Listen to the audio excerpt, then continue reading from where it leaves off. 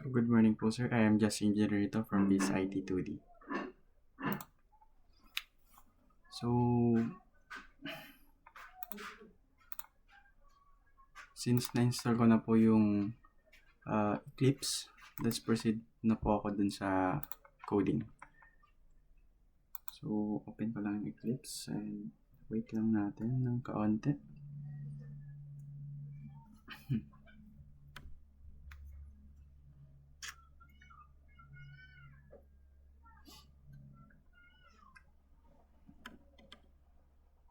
Ang tagal.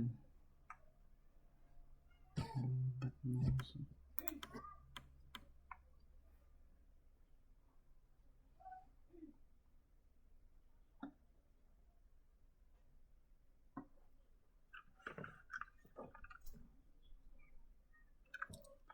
So first, pag na-open na natin yung ating Eclipse, punta lang tayo sa file para gumawa ng ating project. So, Java project. So, dito, silagyan natin ng pangalan. So, yung pangalan ko na nalagay ko. So, Justin Narito.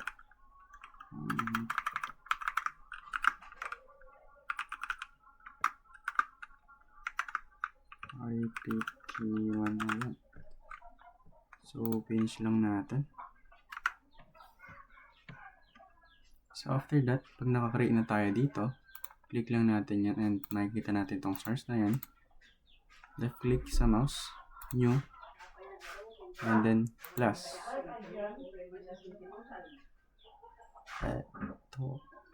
So, dito is lagay natin yung print. Hello printer. Hello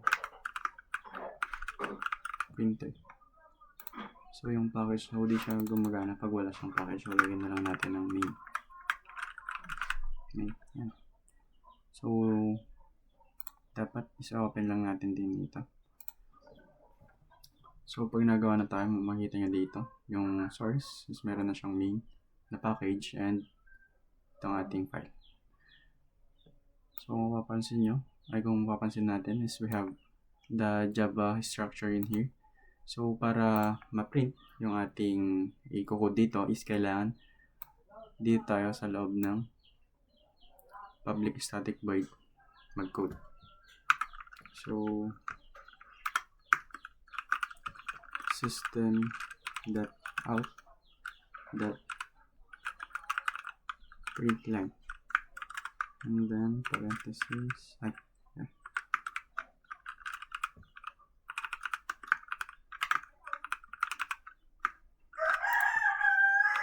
save lang natin. So, itong system is built-in na siya. So, itong out is for output. Ay, itong println, itong println is println. So, yung ginagawa ng ating println is ipiprint niya yung value na hello world sa ating console or sa i-display niya. So, let's run this code. So, yun. Gumana na siya. So, since ito pa lang naman yung ginagawa natin. So, example, gawa na lang ulit ako ng isang code. Tindahan ko na lang para humaba. So, system.out.println.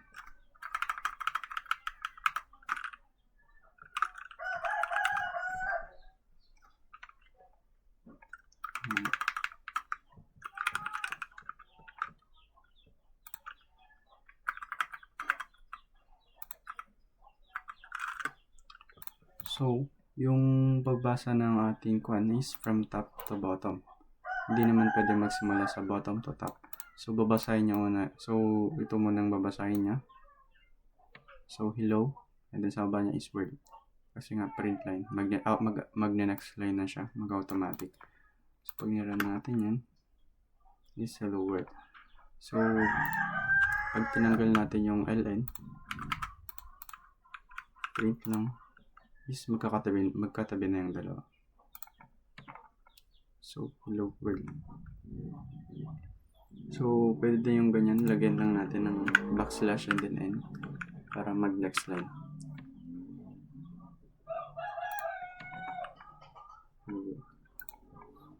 So, kung gusto naman natin lagay ng variables.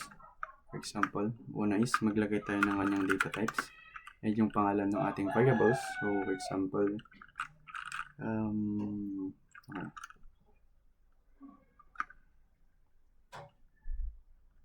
first hello, then equals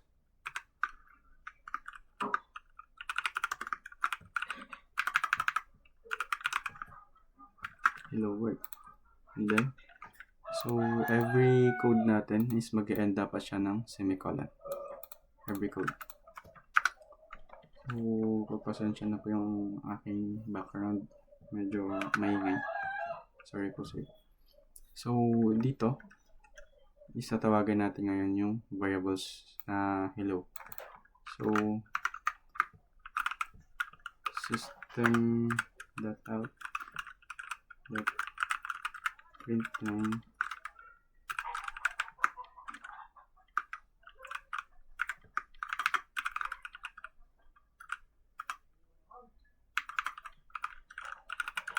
hello.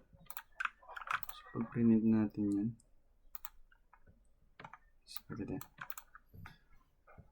So, hanggang dito muna tayo.